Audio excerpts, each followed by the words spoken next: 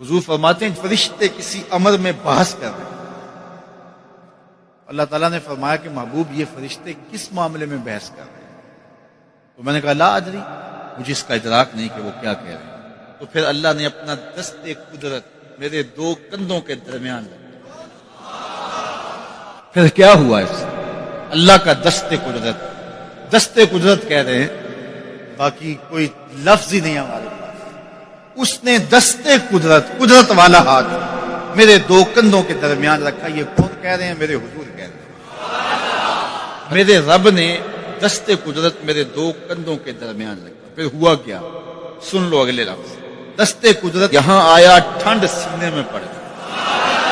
فعلمت ما فی السماوات والارض، زمین اور آسمان میں جو کچھ تھا اللہ نے سب کا علم مجھے عطا کیا۔ سینے میں نور آ گیا، سینے میں علم آ گیا۔ کائنات کی کوئی شے ایسی نہیں ہے جو حضور علیہ الصلوۃ والسلام نہ جانتے۔ اور پھر کہاں تک علم آیا یہ حضور سے پوچھ کے فرمایا قرب قیامت میں جب دجال آئے گا تو میرے غلام اس کے مقابلے کے لیے نکلیں گے۔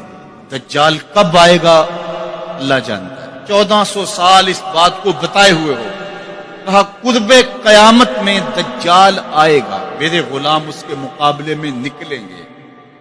انی لعارف اسماءہم، میں اپنے ان غلاموں کے ناموں کو جانتا ہوں۔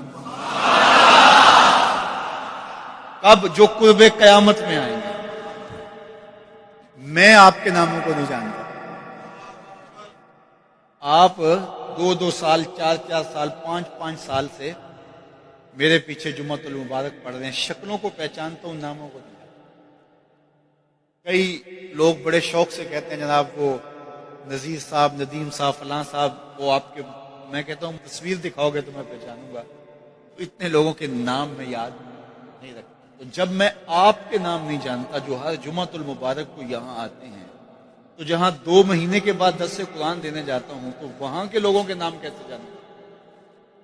اور پھر جو سوشل میڈیا پہ سنتے ہیں اور میں ان کو دیکھا بھی نہیں، ان کے نام کیسے جانوں گا؟ اور میرے حضور کیا کہہ رہے ہیں کہ قرب قیامت میں جو دجال آنے والا ہے اور میرے غلام جو اس کے مقابلے میں نکلیں گے، میں ان غلاموں کے ناموں کو جانتا ہوں۔ بات ختم یہاں نہیں ہوئی، یہاں ختم ہو جاتی پھر بھی کافی تھا، لیکن میرے حضور نے آگے بھی بات فرمائی۔ وَأَسْمَاءَ آبَائِهِمْ، ان کے باپوں کے ناموں کو بھی جانتا ہوں، ان کے باپوں کے ناموں کو بھی۔ کہانی ختم نہیں ہوئی، بات آگے فرمائی۔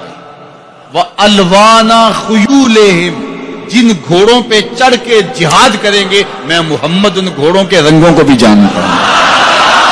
کون سا غلام، کس کا بیٹا، کس قبیلے کا فرد کس رنگ کے گھوڑے پہ بیٹھ کے جہاد کرے گا، کہا میں سب جانتا ہوں۔